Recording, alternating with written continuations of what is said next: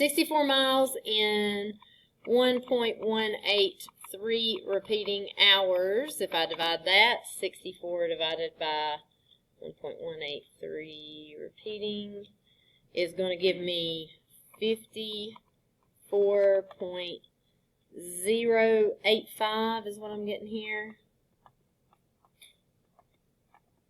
Miles per hour. Okay, so let's think about this situation here for a second. Jennifer is driving back from I-77. She was at mile marker 9, so where was she at? Where is mile marker 9 on 77?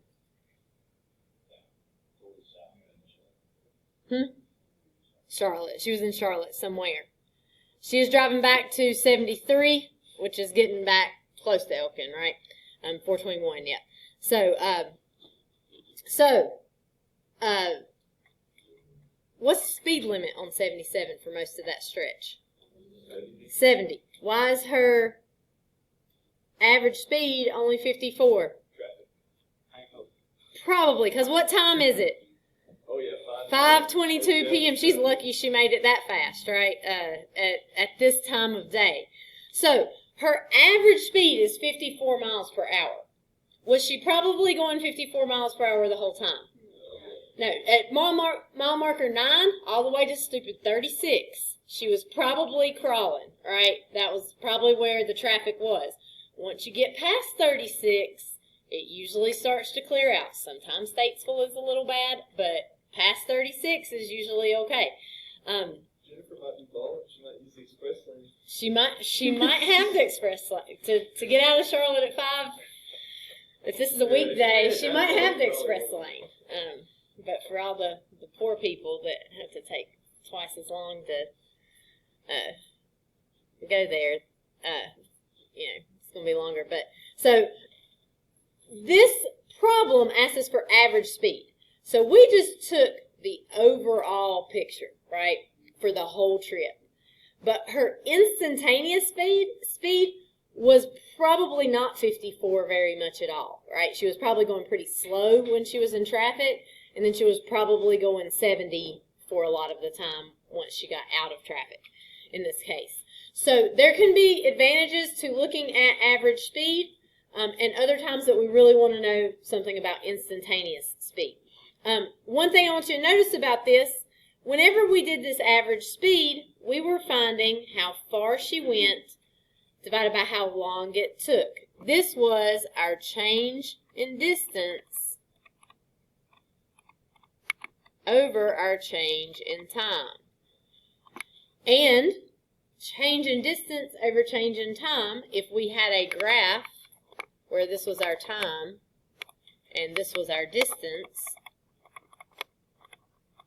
what would it be on that graph if we found change in distance over change in time? That's your slope, right? So because that distance would be your y, time would be your x. So, she might be going pretty slow here and then faster here, probably is what this graph would look like. What we're doing when we find this, is we're looking at just like the slope between the endpoints is what we're looking at. She was going slower here. She was going faster here. But in between, overall, it's 54. Okay? Just to do a couple average rates of change, this particular function gives the number of students who have voted for homecoming queen as a function of time. Time is measured in hours since 8 a.m. on the day of voting. What is the average rate of change of f of t on the interval from 0 to 4? Explain this rate of change in context of the situation. So if we are asked for an average rate of change, right, we're really just looking for like the slope between the endpoints. So in this case, this is hours since 8 a.m., and this is the number of votes. So if we want to know the average rate of change on that interval, we're going to use the point 035 and 4256, right? Those are our our interval that we're looking at. And so we've got 0, 35 is our first point, and 4, 256 would be our second point. We're just going to do slope formula. So we'll have 256 minus 35 over 4 minus 0. And 256 minus 35 is going to give us 221 over 4, and that is going to give us 55.25.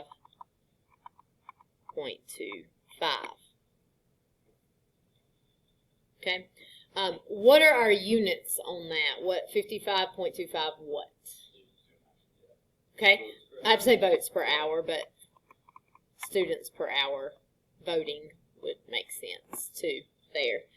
So you're getting 55.25 votes per hour in. So if I wanted to explain this, 0 to 4 in this case is 8 a.m. is 0, right? Until when? 12. So from 8 a.m. until 12 p.m. Votes were cast at an average rate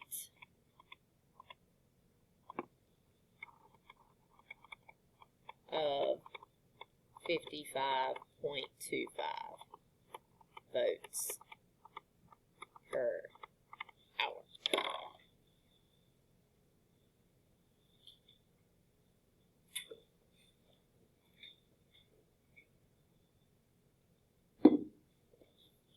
Okay, so from a table, you would just pull off those points and do a slope if it asks you for average rate of change.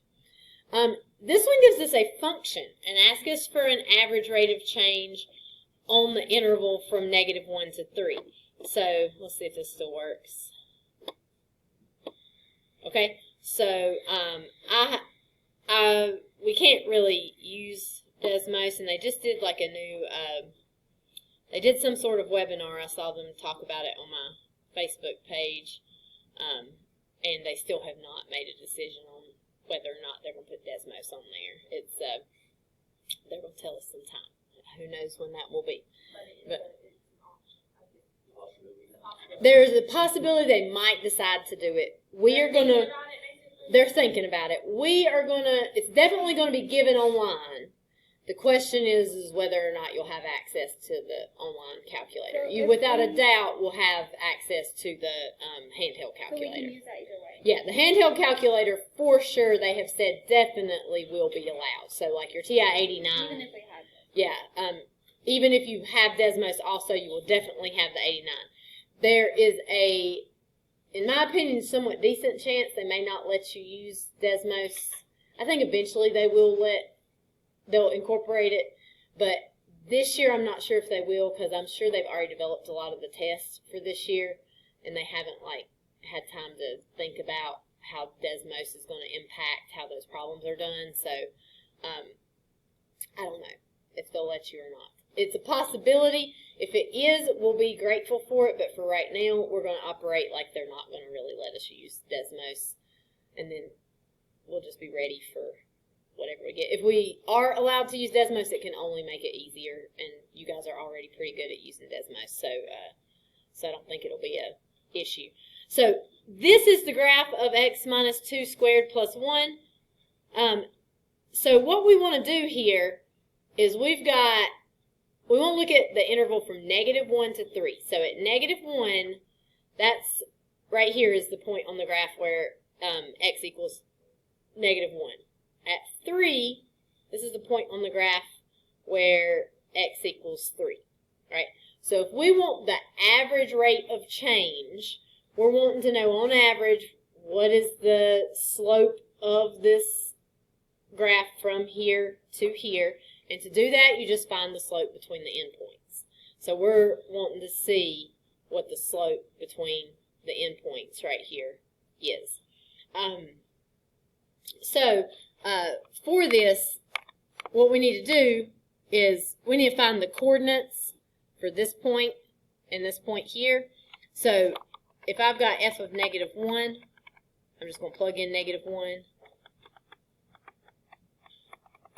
And that is going to give me -3 squared will be 9 plus 1.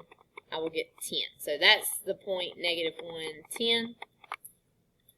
And then I need to find the other endpoint. So I'll do f of 3, which will be 3 minus 2 squared plus 1, which is just going to be 1 plus 1, which of course is 2. So 3, 2. Right, so anytime you want to find a point on a graph, you just plug the x-coordinate in. It'll spit the y-coordinate back out. It gives you these two coordinates. If you want an average rate of change, then you are just going to find the slope between those endpoints.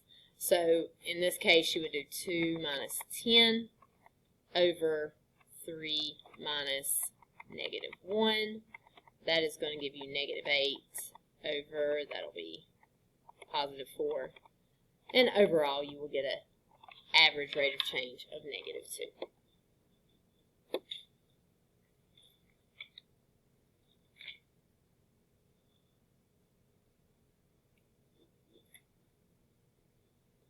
So what that is, I don't even know what I don't know what I meant to do with that right there. I had a purpose for it at some point, but mostly we're just going to see what we're doing here. That would be your average rate of change. Okay.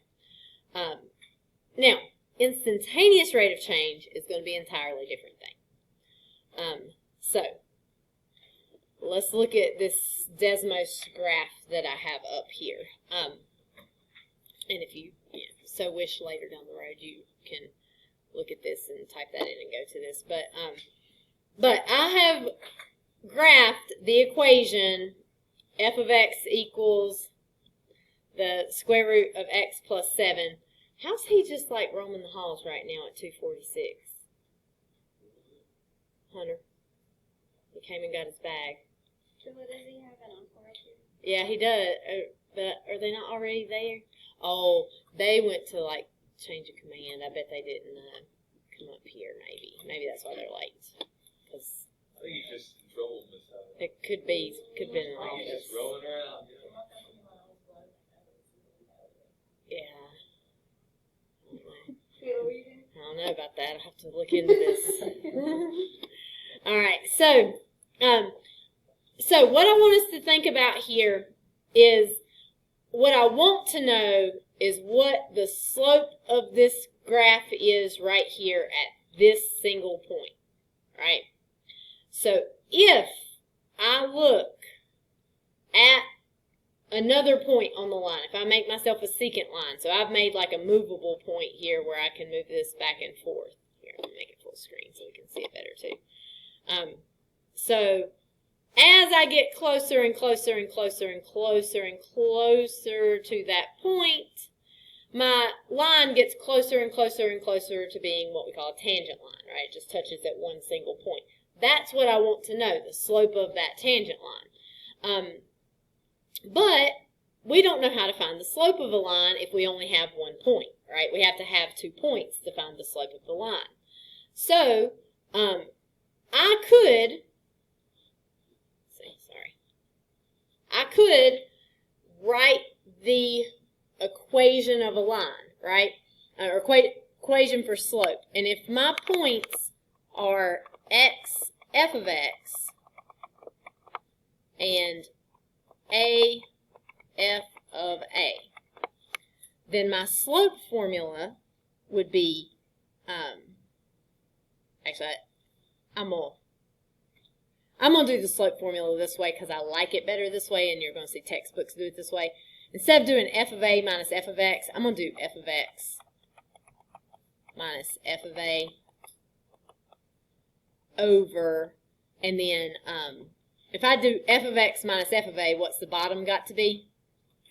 X minus a. It would also be okay for me to write it the other way, f of a minus f of x, as long as a minus x is on the bottom. Textbooks just do this more often. Okay, is this a slope? Okay? All right, now, what do I want to do with my A? What do I want to happen to my A? Actually, I think I'm moving the wrong point here on my picture. Let's say A's here. All right, let's say I want this tangent line right here. I think I'm moving the wrong point. All right, if I want to move this point over here, what do I want to happen to the X? I want it to get closer and closer and closer to A. Notice right there at A it starts to disappear. That is because if it's the exact same point, you're going to get 0 over 0, meaning that we can't do this otherwise, right? But X is getting closer and closer and closer to A. We could say X approaches A, right? So our limit definition of a derivative at a point is going to be this. The limit as X approaches A of our slope formula that we have for our 2 points, f of X minus f of A over X minus A. This is going to be something that we need to use over and over again. Okay? So you want to have that one memorized. That formula was in a question on the test. There's a good chance it was. It's one of those like limit problems. That's how I remember it. Yeah. I got it wrong. I didn't know what to do. Yeah. It's some of the limit problems that I have been giving you have been derivative problems. You just haven't known they've been derivative problems yet.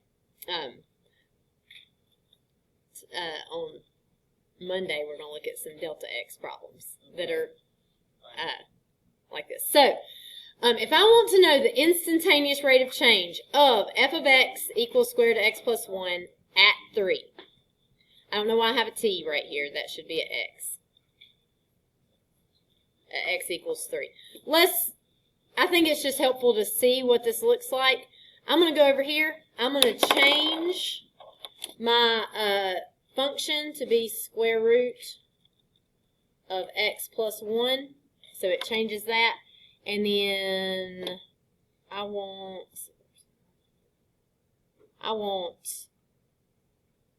my A is, no, my A, I want it to be at 3. So let me move my A so it's at 3. Okay, so I want to know the slope of the line at that point right there where my point is 3. So the formula that we use every time for the limit definition of a derivative at a point is going to be, we'll be doing the limit as x approaches A of f of x minus f of A all over x minus A. A little bit of notation here.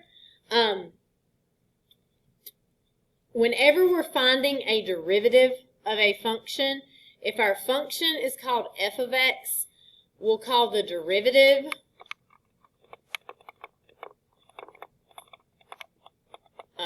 f prime of x. The derivative is going to give you the slope of the tangent line, or also known as your instantaneous rate of change, right? So if we're finding it at 3, the notation we would use for this is we would do f prime of 3. That's when that little tick mark behind your f, we read that as f prime of 3. Okay, now that's just sort of how we label it. It's not really part of how you do the problem, but that's just how we label it. So if I want to solve this in this particular case, my A really is not A anymore. My A would be 3. So I'll just erase right here. So everywhere there was an A, I want this to be 3, because 3 is the value that we are approaching. Because X is approaching 3 for this. So we wouldn't put 3. If you put 3 in both places, you're going to get 0 over 0. It's not going to be like where we can direct substitute here. You plug what you're approaching into the data. Yes. Yeah, the value you're approaching, or where you want to find your instantaneous rate of change. That is where you'll plug it in for the A. So I'm going to have the limit as x approaches 3 of f of x is just square root of x plus 1. Okay. I need f of 3. What do I do to find f of 3? Just plug 3 into f. So f of 3 is going to be the square root of 3 plus 1, which is square root of 4, which is just 2, right? So we're going to put this right here because that is f of 3. So that'll be minus 2 all over x minus 3. Now the problem is if I plug in 3 right now, I'm still going to get 0 over 0. Right? 3 plus 1 is going to be 4. Square root of 4 is 2. 2 minus 2 is 0. 3 minus 3 on the bottom is going to be 0. So I'm still going to get 0 over 0.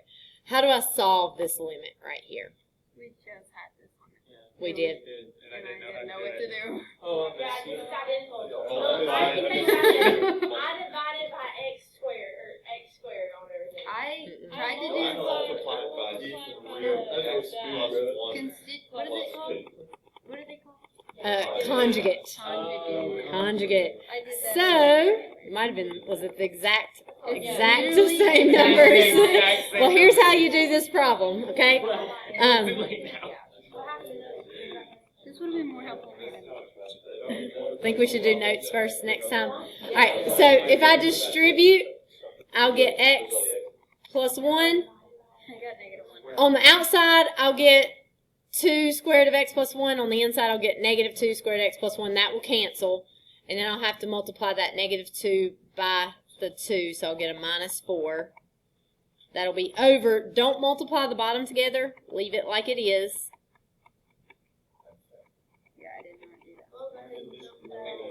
that. I gave up. It's not looking good for us on that problem. I had to give up. Then, on my question. x plus 1 minus 4 is, it's x minus 3. And what's going to See, happen? now it must fit all the puzzle pieces in. Yeah, I got -1. x minus 3, x plus 1, plus 2. X minus 3s are going to So cancel. where did the x minus 3 come from? 1 minus 4. Okay. And then, Get a 1. that's just our limit as x approaches 3 I did, of I got 1 this. I got over square root of x plus 1 plus 2. You're plugging in your 3. Square root of 3 plus 1 plus 2. That is going to be square root of 4, which is 2. 2 plus 2 is 4, so you get 1/4. What if you put 1/2? Yeah. It's just going to depend on what your work looks like leading up I to got it. to the point, I didn't put the -4 because I didn't distribute it out, I just canceled the 2's. Mm-hmm. So I had x plus 1 and then somehow x minus 1 in the bottom. Because I subtracted that 2 from the 3 in the bottom. Yeah, if you tried to multiply by the conjugate, you'll at least get a point. Yeah, okay, I did that. I had the conjugate. If you did, you pretty much had to multiply by square root of x plus 1 plus 2 over square root of x plus 1 plus 2. If you didn't do this step, you probably didn't get any I got points. 1/3. So I was really close. Too early. And I did Yeah. none of this. Were you getting 0 over 0? I Yeah. said that negative 1 plus 1 was 0. I got 1/3. You forgot to put the 1 on top. Yeah. You'll probably get most of the points. Yeah. Okay. So all of this to say, the slope that is our derivative at 3. That means the slope of this line at that point. So if I go all the way over here to where if I get exactly on top of that, it's not going to be exactly right. But the slope of that line should be 1/4. So up 1 to the right 4, up 1 to the right 4. That looks about right for this graph here. So so the slope of our line at that point would be 1/4. That's a good question. Not sure. No telling.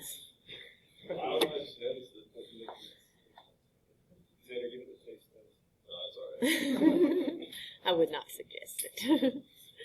All right. Okay. So let's look at this problem. We're not going to use the Desmos for this one. If everybody gets it wrong, you just like throw it out. Brady got it right. Oh my gosh. Oh my gosh. We almost had it thrown out. Lexi got it. Oh, She goes to play With 2 people. Anaya got it. I Yeah. wasn't playing my guy. Webb thinks he got it. Yeah. I did not remember talking Yeah. at all, so Yeah. my That's answer the was only one I did for I think it was here for it. my answer was 0 over 0. Yeah. Me too. Okay, let's do one more. Well, no, we might have. Let's see what we got. I don't know. We definitely don't have time to do all parts of the last one. All right, so position of a particle moving along an x-axis is given by the equation f of x equals x squared plus 1 squared. What is the velocity of the particle at t equals 1? So whenever we look at this, if we picture what a graph would look like for this, it is a quadratic. It has been moved. Which direction? I don't know why I did my axis like that. Left 1. So it would look It's so simple. I can't remember. it would look like this somewhat, right? It's quadratic that looks like this. I want to know the velocity at t equals 1. So that would be right here. I want to know how steep the graph is right there at t equals 1. Now, a position graph would have time on the x-axis. It would have position on the y-axis, or position. Sometimes you might think of it as distance. It's going to be measured in some length, like feet, miles, meters, something like that. Time, of course, will be measured in hours, minutes, seconds, something of that nature. So if I find the slope of this graph, right, if I find the slope, it would be change in position over change in time, and that would be velocity, right? Your change in position or distance over change in time is going to be your velocity. So I want the slope of this line, of this curve at this point, but we can't find slope if we only have one point, so we're going to have to do our limit definition of a derivative in this case. So I'm going to write it down again. It is going to, we're finding f prime of 1. We want the derivative of the function at x equals 1, which is going to be the limit as x approaches a, but in this case, what is my a? 1 of f of x minus f of a, but in this case, what is my a? 1 all over x minus a, but in this case, a is 1.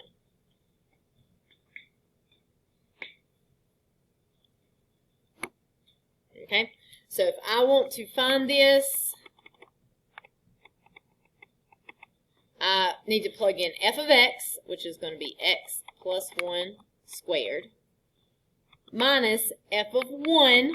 I could do that over to the side, or in my head, f of 1 is going to be 1 plus 1 squared, which is 4, so minus 4, all over x minus 1. If you got a negative number, like you say you got negative 4, would that change to plus 4? Yes, it would. Yeah. Because that minus is always going to be there in between, so if you get a negative number, it does change it to a plus. But where did you get the 1 plus 1 squared? I'm just, so for f of 1, that just means for me to plug 1 into whatever my f equation was. Yeah. Evan's going to watch his notes, and then he's going to know how to do that. Yeah, he is, isn't it? I might change it. Isabella. I might. Anytime you don't take it on FRQ day, He's gonna get it anyway. He would have gotten it anyway. yeah, he might. But anytime you don't take the FRQ quiz on the FRQ day, I reserve the right to change the problems that you get, because I know they'll be, I didn't know that was. you know, out there. We weren't So I really worried might. about Evan's I don't exam always anyway. do it, but sometimes. Well, maybe when I saw 2, I should have just. Oh, sorry, I have to leave. Oh, you have to leave. I'm sorry. I have I might just make sure you get the same ones. Whenever that cosine one popped up there. At least you avoided the other one. Like, you didn't get both of them. I was worried for you guys. When I was I could have done the other one. I couldn't do the cosine one. It's negative 2 sine x, right? Yeah. I Okay. couldn't remember it. I put work to get it right, but I had no answers right. Sometimes it's hard. Sometimes it's hard to grade the ones you've already seen because there's so many right answers, but like not the right work. That's harder to I grade. couldn't remember it at all. I think I know. I think I did. I'm sure I did. Okay. All right. So for this, if you plug in 1 right now, you're going to get 0 over 0. That is not undefined. Indeterminate means you got to keep working. What do you think we should do? Let's expand right here. So we're going to have x squared plus 2x plus 1, because we are going to double square that. And then we still have the minus 4. And then let's put that 1 and that 4 together. So that's going to give me limit as x approaches 1 of x squared plus 2x minus 3. Yep. Now we need to factor again.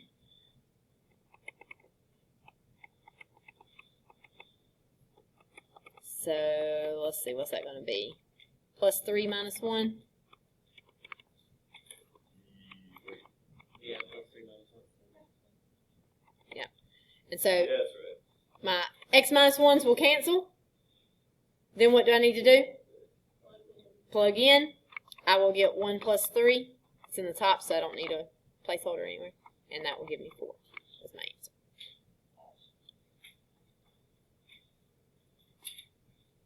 When you say square, double square, what do you mean?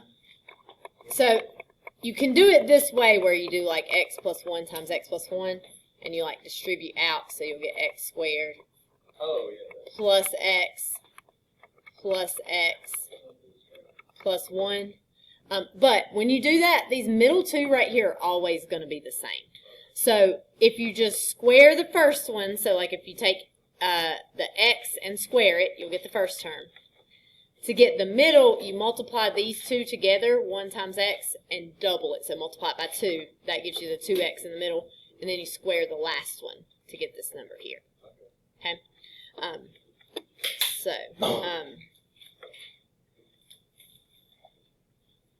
We can do without doing that one. All right, so it is the weekend. We are going to have an assignment, but I'm going to shorten it a little bit for you. These are my homework assignments. Sometimes are like the prices at Belk's. Everything on Belk's is always on sale, so makes you feel a little bit better. You do, and I didn't print it. You do, and I didn't print it. I'll print it. It's already going to be posted on campus, but I will print it here right now too.